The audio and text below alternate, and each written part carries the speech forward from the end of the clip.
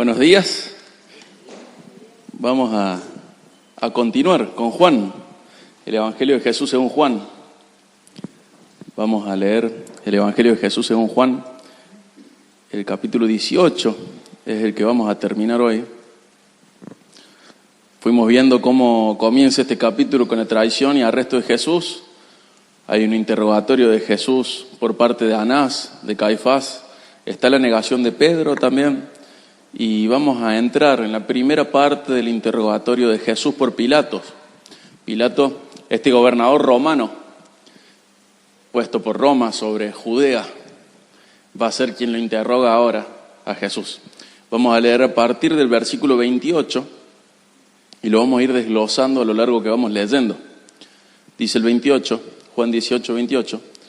Entonces ellos llevaron a Jesús de casa de Caifás al pretorio. El pretorio es donde vivía el oficial, la residencia oficial del gobernador. Era muy de mañana y ellos no entraron al pretorio para no contaminarse y poder comer la Pascua. ¿Se dan cuenta? Los llevan a Jesús preso, pero no entran al pretorio. ¿Por qué? Para no contaminarse. Ellos están juzgando injustamente a Jesús. Todo el juicio es ilegal e irregular, pero no van a entrar. Ellos sabemos que no tenían poder para ejecutar a nadie, salvo una excepción, alguien que profanara el templo. Fuera de eso, los judíos no tenían derecho y ellos no pueden hacerlo. Y como Jesús no había profanado el templo, los judíos necesitaban que los romanos condenaran a muerte a Jesús. Y sabemos que Pilato era de la nobleza más baja de Roma, entonces él buscaba hacer méritos con Roma. Él quería quedar bien frente a esta provincia rebelde. Judea era una provincia rebelde, a Roma era una provincia conflictiva, nacionalista. Y quería hacer méritos gobernando bien, dejándolos contentos a los judíos y a los romanos. Y eso es lo difícil que tiene que hacer Pilato. Pero vemos que estos judíos tenían una religión externa, pero una impureza interna, ¿no? Están más preocupados por su liturgia que por sus corazones. No nos vamos a contaminar, pero queremos que muera este inocente. Más preocupados por sus tradiciones que por sus conciencias. Más preocupados por lo que los hombres ven que por lo que solamente Dios es capaz de ver. Y cuando Agustín escribía sobre esto, hizo este breve comentario. Dijo: oh, impía ceguera, se consideran contaminados por un hogar que era de otro y no por un crimen propio. Tenían miedo de ser contaminados por el pretorio de un juez extranjero y no temían ser contaminados por la sangre de un hermano inocente. Tenemos que cuidarnos, ¿no? Porque nosotros los podemos ver a ellos, pero tenemos que recordar que todo esto está escrito para nuestra enseñanza, para nuestra advertencia. Y guarda, porque a veces somos fieles a tradiciones, a costumbres que no son malas. Algunas de ellas no son malas, algunas sí, pero que no son malas. Pero lo más importante está adentro, la esencia, la conciencia. Es donde solo Dios puede mirar y donde tenemos que tener paz con Él. No en la parte de afuera sobre todo, sino sobre todo en la parte de adentro. Porque acomodando la parte de adentro, la parte de afuera va a estar bien. Pero al revés no pasa lo mismo. Yo puedo acomodar la parte de afuera, la parte visible, y la parte interna puede estar muy mal. Entonces tenemos que cuidarnos de no ser como ellos. Sigue ahí el versículo 29. Dice: Pilato, pues, salió hacia afuera, hacia ellos, y dijo: ¿qué acusación traen contra este hombre? Ellos respondieron: si este hombre no fuera malhechor, no se lo hubiéramos entregado. ¿Se dan cuenta? Implícitamente dice: bueno, por algo te lo traemos. El 31 dice: entonces Pilato les dijo: se lo pueden llevar y juzgar conforme a su ley. Y ellos respondieron: a nosotros no nos es permitido dar muerte a nadie. Esto sucedió para que se cumpliera la palabra que Jesús había hablado, dando a entender de qué clase de muerte iba a morir. Nos dice Mateo, en su capítulo 20, que Jesús dijo, mucho antes de su muerte, dijo que iba a ser entregado por los principales sacerdotes y escribas, que ellos lo iban a condenar a muerte, que lo iban a entregar a los gentiles para burlarse, que lo iban a azotar y que lo iban a crucificar y que también el tercer día iba a resucitar. Pero Jesús había hecho una profecía sobre su propia vida y se va a cumplir, tal cual, al pie de la letra. Además, en el Salmo 22, en el versículo 16, él dice, el salmista en este salmo mesiánico dice, que los pies y las manos iban a ser perforadas. Si los judíos lo ejecutaban a Jesús, diciendo que él había profanado el templo, ¿no? Si ellos inventaban una acusación que les permitiera a ellos matarlo, no le iban a colgar, no lo iban a perforar, no se iba a cumplir el Salmo 22, no se iba a cumplir lo que él dice en Mateo, pero tampoco se iba a cumplir lo que dice en Deuteronomio 21, la maldición del colgado. ¿Por qué? Porque ellos asesinaban por lapidación, como a Esteban. Entonces fíjense cómo el Señor, en Deuteronomio, en Salmos, en el mismo Evangelio, dice cómo va a ser muerto, y era necesario que todo eso se cumpliera. Y es lo que Juan nos dice, que iba a ser así para que se cumpliera lo que Jesús había hablado y también lo que se había hablado en la antigüedad.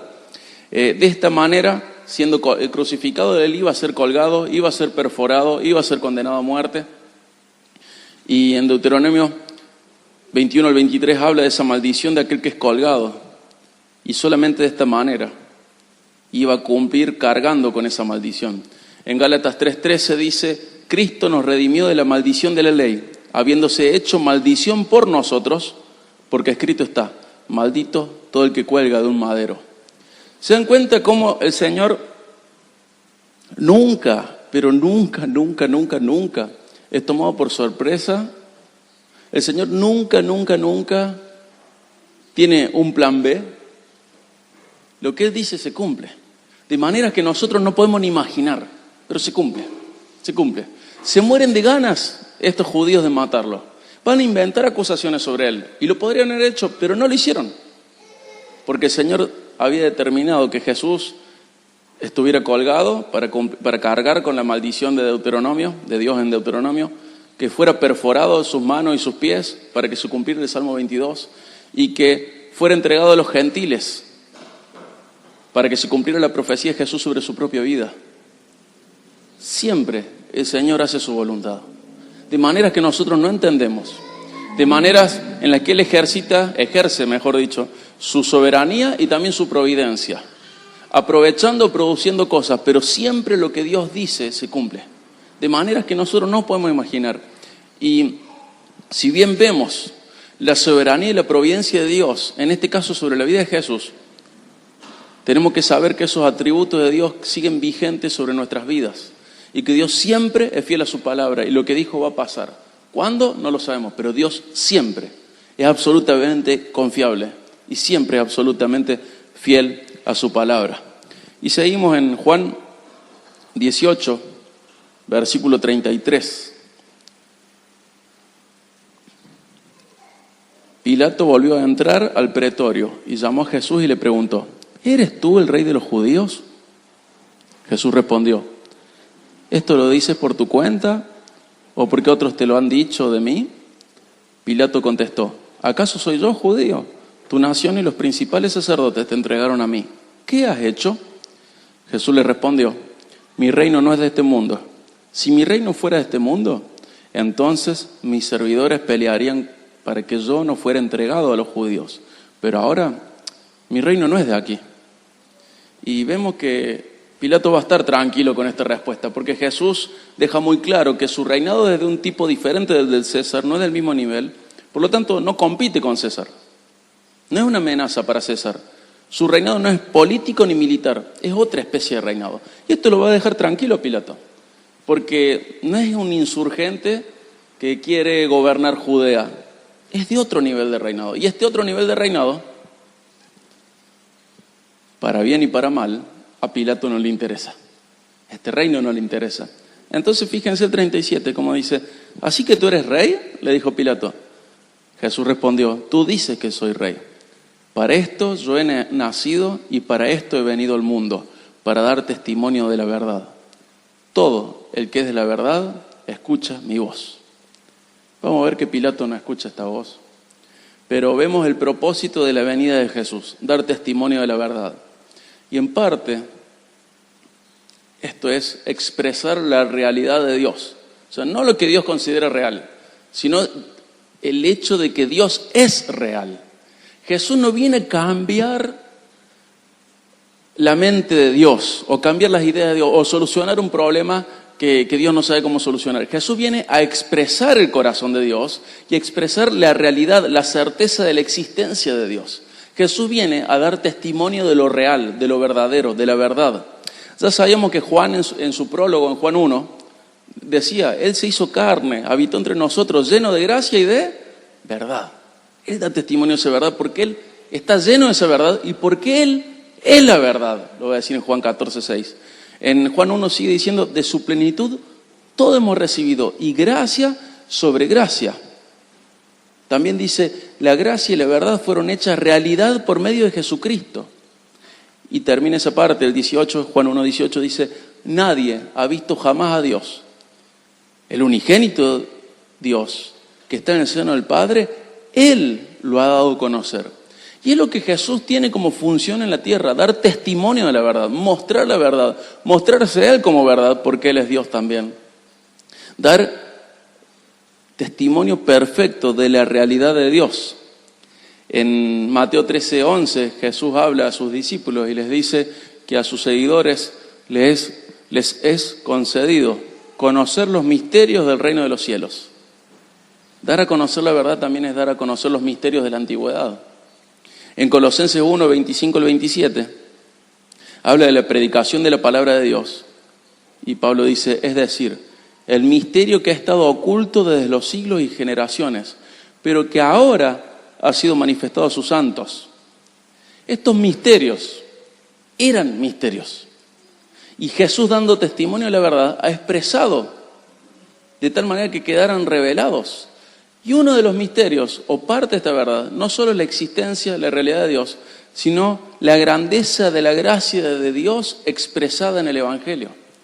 Siempre me gusta recordar cuando Pablo dice en 1 Corintios 2, a esto, al Evangelio se refería Isaías cuando dijo, cosa que ojo no vio, ni oído oyó, ni ha subido el corazón del hombre, lo que Dios tiene preparado para los suyos, parafraseando, ¿no? Pero esos misterios desenvueltos, revelados, son el propósito de Jesús en la tierra, expresar la realidad de Dios, expresar el plan de Dios, expresar el corazón de Dios. A veces se nos muestra a Jesús como alguien que vino a sujetar el brazo de Dios Padre antes de destruirnos.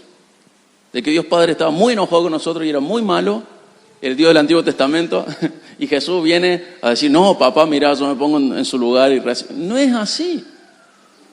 Dios ama y Jesús da testimonio de esa verdad. Dios es justo y Jesús da testimonio de esa verdad. Dios muestra la plenitud de Dios en Cristo. Dios Padre se deja ver a través de Cristo. Y de tal manera que luego Dios Padre nos mira a nosotros a través de Cristo. Y todo esto, con un montón de otras cosas, forman parte de esa verdad que Jesús vino a testificar. Él vino para eso. Y no tiene nada que ver con lo que Pilato podía llegar a buscar en él para condenarlo. No tiene nada que ver. Es un reino de otro mundo. Es más, Pilato 3 años después va a desaparecer de la historia. Caifás también. Pero el reino al cual pertenecemos, el rey al cual adoramos, nunca va a desaparecer. Y como escuchábamos en la reunión anterior, su reinado es para siempre.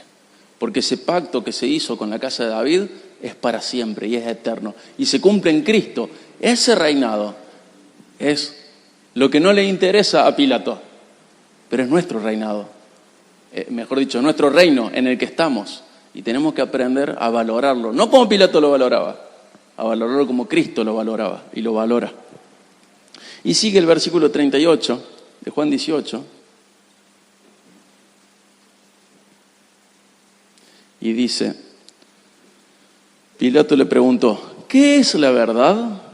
Y habiendo dicho esto, salió otra vez a donde estaban los judíos y les dijo, yo no encuentro ningún delito en él.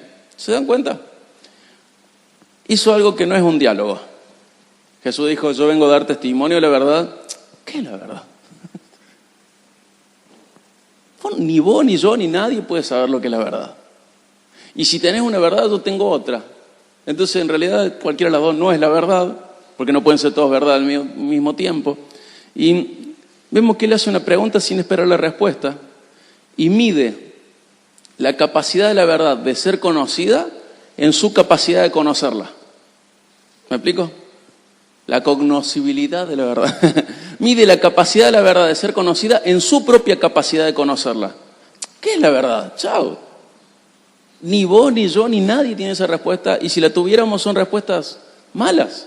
Entonces Pilato ni siquiera espera una respuesta, porque en realidad cree que es imposible una respuesta a esa pregunta. Y siempre, la verdad es independiente de nuestra capacidad de digerirla. Siempre. La verdadera verdad es independiente de nuestra capacidad de digerirla. Si yo no la digiero, si yo no la entiendo, la verdad sigue siendo verdad. Y con Dios nos pasa mucho esto, que tenemos esa tentación de medir a Dios según nuestra capacidad de entender. Y Dios es verdad y es independiente de nuestra capacidad para entender la verdad. De todos modos, a pesar de que no siempre podemos entenderla toda, siempre debemos valorarla, desearla y buscarla. Cuando Salomón habla de esto, por ejemplo en Proverbios 23, ¿se acuerdan? Dice, compra la verdad y no la vendas. Adquiere sabiduría, instrucción e inteligencia. Y mucho tiempo pensé en esto, ¿cómo esto de comprar la verdad? ¿Qué será comprar la verdad? Y a mi manera de entender, lo que Salomón está diciendo, valorarla tanto como para adquirirlo el precio que tenga. Pero como es tan valioso, no la vendas, regálala. Valorarla tanto como para que vos pagues el precio necesario para adquirir la verdad. Se compra la verdad, pero no la vendas, regálala, entregásela a los demás, la verdad. Es que es tan valiosa porque es cierta y porque forma parte de la satisfacción de una necesidad universal. Necesitamos la verdad. Y el que está del lado tuyo también la necesita. No se la vendas, regálásela. ¿La conseguiste? Bárbaro. Atesórala, adquirila, cuídala. Pero no la vendas, regálala. Entrega por gracia esa verdad. Expresala. Así hizo Cristo. Dio testimonio de la verdad. Y nosotros tenemos que seguir con este ministerio de dar testimonio de la verdad. No importa lo que cueste adquirirla, la tenemos que entregar. No tenemos que hacer negocio con la verdad, tenemos que entregarla. Y se dieron cuenta que ahí en el 38 dice, y les dijo, yo no encuentro ningún delito en él. Vemos que a Pilato Jesús le cayó bien. Pilato encontró inocente a Jesús, no lo vio peligroso, es más, de alguna manera lo ve hasta simpático. Y a lo largo de la historia bíblica y de la historia humana, mucha gente ha simpatizado con Jesús. En la Biblia más de una vez nos encontramos en situaciones en las cuales Jesús está lleno de seguidores, multitudes. Pero Jesús le dice que no son sus discípulos. Esos son sus fans. Son gente que lo sigue. Mira, ahí está el que sana. Ahí está el que multiplica los alimentos. Ahí está aquel que habla del amor de Dios. Pero cuando Jesús se da vuelta y dice, ninguno que no aborrece su propia vida es digno de ser mi discípulo, Jesús está diciendo, ustedes me siguen porque me quieren incorporar a su vida. Pero solo por eso, para agarrar las partes lindas de lo que yo predico, de lo que yo hago. Pero no son mis discípulos. Jesús, de alguna manera, y con mucho temor de Dios y contando con la buena intención de ustedes para entenderme, quiero decir, de que de alguna manera, por momentos es el peor predicador de la historia. ¿Por qué? Porque sube la vara tan alto, que la gente deja de seguirlo constantemente. Uno predica para que la gente siga a Dios. Y a veces lo vemos a Jesús y da la impresión de que no quiere que lo sigan. Si alguno no aborrece madre, padre, hermano, no puede ser mi discípulo. Si alguno no aborrece su propia vida, no puede ser mi discípulo. Pero Jesús, decíselo cuando sea más maduro, no lo tiré a la multitud. Jesús, cuando estemos en un retiro de acá a unos años, contales de tu plan, de que ellos tienen que ser radicales en seguirte a vos. No, Lucas 14, 25 dice que dándose vuelta, él le dijo a la multitud de esto. Y vemos que Pilato simpatizaba de alguna manera con Jesús, lo quería liberar. Si no hubiera simpatizado, hubiera dicho, bueno, mátenlo, lo matemos, ya está, no calienta. Pero lo quiere salvar, pero simpatiza con Jesús, no lo valora, no es un discípulo. Y en nuestro corazón puede pasar esto, de que nosotros digamos que somos discípulos de Jesús, pero Jesús se da vuelta y diga, no son mis discípulos. Ustedes se aman más a ustedes que a mí. No pueden ser mis discípulos así. Si ponen su vida como lo más importante de su vida, no pueden ser mis discípulos. Pero Jesús, vos me caes bien. Yo te considero inocente. Quiero lo mejor para vos. Y Jesús se da vuelta y te dice, vos sos un fan. Me seguís porque te conviene hasta cierto punto, pero no sos mi discípulo. Tu primer amor sos vos y lo tuyo, y no soy yo y lo mío. ¿Me explico? Jesús es alguien que pone una línea tan alta para el discipulado que pareciera que no quisiera que nadie le siga. Pero en la perfección de su plan, Dios ha hecho que cada persona que responda al verdadero llamado de Cristo responda favorablemente porque el Espíritu Santo trabaja en ese corazón. Dios no se quedó sin seguidores, sin discípulos. Dios no fracasó en su discipulado. Dios no fracasó en extender su reino, su dominio en nuestras vidas. No. Pero humanamente, Jesús es alguien que parece que no quisiera que le siguiéramos. El Jesús completo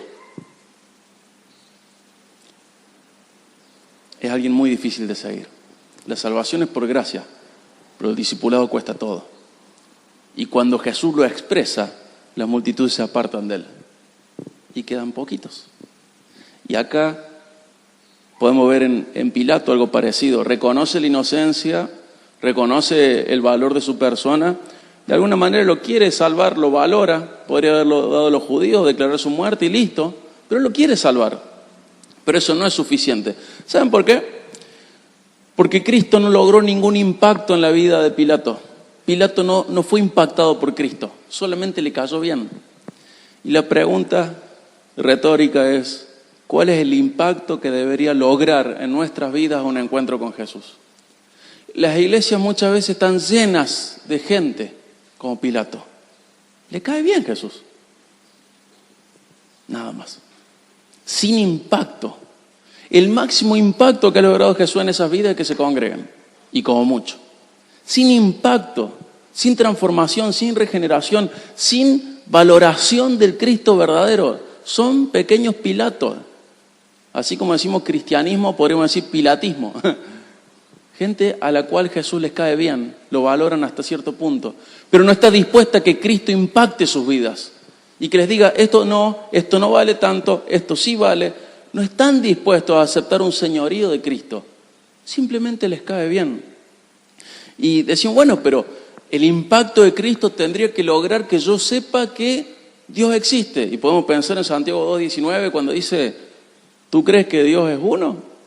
Haces bien, pero tenés que saber una cosa, los demonios también creen lo mismo y tiemblan. Los demonios tampoco han sido impactados por la realidad teológica de Cristo. Los demonios son de teología ortodoxa, la mejor teología la deben tener ellos. Si vemos en el Evangelio, la gente se pregunta, ¿quién es este? Los demonios nunca se preguntaron quién era este. La tienen re clara. Reconocen su señorío. No nos atormentes antes de tiempo. ¿Saben escatología? La tienen re clara. La mejor teología la están expresando ellos. Pero su praxis, su manera de vivir la espiritualidad es incorrecta, es heterodoxa. ¿Cuánta gente tiene una teología correcta, ortodoxa, pero una praxis heterodoxa, incorrecta? Creen y conocen lo correcto, pero viven lo incorrecto. Y es más que creer en su existencia, es más que creer en su historicidad, es entregarse a Él. Tenemos que estar atentos en nuestros corazones a que la actitud de Pilato no se vea en nuestras vidas. Lo valoro, me cae bien, es lindo, me gusta. Es mejor que Gandhi, es mejor que Confucio, mejor que Buda. Pero el impacto, ¿cuál es? Pilato es alguien que simpatiza con Jesús. Pero como dice un libro que hemos leído varios, no eres cristiano porque te cae bien Jesús. Eso no alcanza. Tiene que haber más, tiene que haber un impacto. Pilato no lo va a tener. Vamos ahí al versículo 39. Y dice, pero es costumbre entre ustedes que les suelte a alguien durante la fiesta de la Pascua. ¿Quieren pues que les suelte al rey de los judíos? Entonces volvieron a gritar diciendo, no a este, sino a Barrabás. Y Barrabás era un ladrón. Más allá de todos los memes que hemos visto en esta época, Pilato hace un intento más para liberar a Jesús. El primero fue decir que lo encontraba inocente.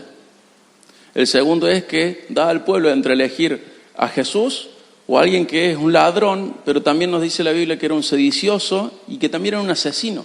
Segundo intento de liberar a Jesús. A Pilato le cae bien Jesús. Y el tercer intento lo vamos a ver la semana que viene, que va a ser azotarlo cruelmente y apelar a la lástima y que la gente lo elija para ser liberado. Pero va a fracasar en sus intentos. Pilato presenta a Jesús inocente. ¿Es inocente? ¿Estamos de acuerdo en que Jesús es inocente? Pero erra en el resto del concepto. Cree que es inofensivo y digno de lástima. ¿Cuántas veces, hermanos, la imagen nuestra de Jesús es ese hippie con la barba delineada, afeminado, que nunca trabajó en una carpintería, que hace pilates y está colgado en una cruz, débil? Es el Rey de Reyes. Es el soberano absoluto del universo. Y Pilato no lo está viendo así. Pilato lo está viendo como gran parte de nuestra sociedad lo ve. Por favor, ábreme la puerta de tu corazón. El cielo no va a ser lo mismo sin vos. Si no entro voy a estar triste. Un Jesús pusilánime, débil, patético. Es el Rey de Reyes, es el Señor de gloria. Y Pilato no lo ve. ¿Y cuántas veces en nuestro corazón Jesús es un consejero? Es el Rey, es el León de Judá. Y seguimos viendo el cordero inmolado. Es el león. Y su rugido nos hace estremecer. Él manda, nunca sugiere, manda, porque reina. Y un día toda lengua, toda tribu, toda nación, todo ser viviente va a arrodillarse por las buenas o por las malas frente a este rey. Todos. Pero gran parte de la humanidad lo va a hacer obligada, junto a los demonios. Aprendamos a arrodillarnos a Él hoy, porque vamos a hacer eso durante la eternidad. Aprendemos a vivir para este rey y no verlo como Pilato lo veía. ¿Es inocente? Sí, pero no es inofensivo ni digno de lástima. Es el que va a determinar todas las condenas absolutas y eternas. Y es el que determina la vida eterna también. Y Pilato no negaría de ninguna manera la existencia de Jesús, no negaría su inocencia, pero su concepto de Jesús es errado, es incompleto y su compromiso con este inocente es volátil. Como su concepto es incompleto, su compromiso también. Entonces luego de un tercer intento, decimos sí, ¿lo quieren matar? Mátenlo. Yo ya hice lo que podía. Es muy misterioso lo que habrá visto su esposa, ¿no? Que mediante sueños sabía que no debía tener nada que ver con esta muerte. Muy raro, nosotros no sabemos de eso.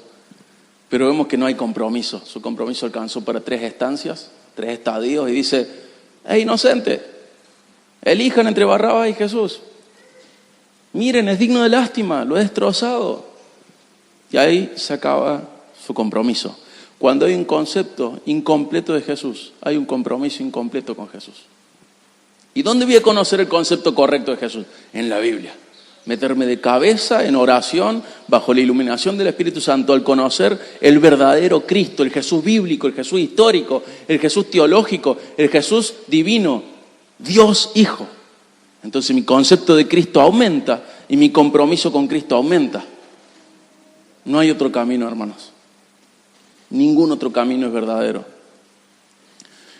Y hay personas que tienen un concepto de Jesús más alto que el de Pilato, pero también es insuficiente. Jesús en Mateo 7 dice, ¿por qué me dicen Señor, Señor? No todo el que me dice Señor, Señor, entrará en el reino de los cielos, sino el que hace la voluntad de mi Padre que está en los cielos. Muchos me dirán en aquel día, Señor, Señor, ¿no profetizamos? ¿No echamos fuera demonios? ¿No hicimos muchos milagros y todo esto en tu nombre? Tienen un concepto de Jesús más alto que Pilato. Les sirven, tienen ministerios. Son lindos los ministerios, ¿no? Profetizar, echar fuera demonios y hacer milagros. Pero le dicen Señor, Señor, y no hacen lo que Él pide. Y Jesús les va a decir, jamás los conocí. Apártense de mí los que practican iniquidad. Apartados de mí, hacedores de maldad. Tienen un concepto más alto que el que Jesús tenía de Pilato, pero sigue siendo insuficiente. Y tenemos que cuidarnos, hermanos, de esto. Jesús es alguien. ¿Quién es Jesús en tu vida? ¿Cuál es su valor?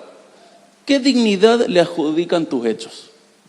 ¿Cuánto vale Jesús según tu agenda? ¿Cuánto vale Jesús según tus pensamientos? ¿Cuánto vale Jesús? ¿Qué dignidad merece según tu accionar? Esa frase que repito un montón de veces, tu conducta vale más que tu opinión. Según tu conducta, ¿quién es Jesús? ¿Cuánto vale? ¿De qué es digno? ¿Qué merece? ¿Quién es?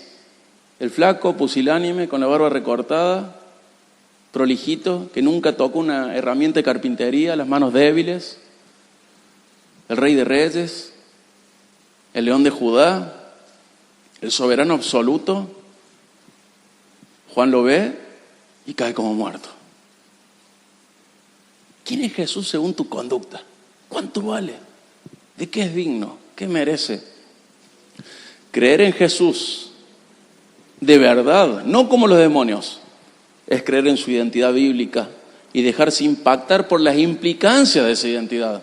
Recordemos en Juan también Jesús dijo, me llaman Señor, me llaman Maestro y lo soy, me llaman Señor y bien hacen. Pero si Él es Maestro y Señor, nosotros somos alumnos y siervos. Cada parte de la identidad de Cristo tiene una implicancia que impacta nuestra conducta.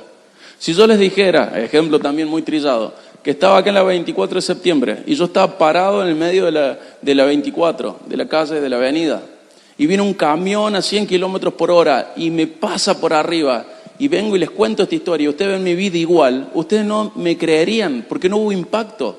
Muchos cristianos dicen haber tenido un encuentro con Jesús y sus vidas son iguales, no hay impacto.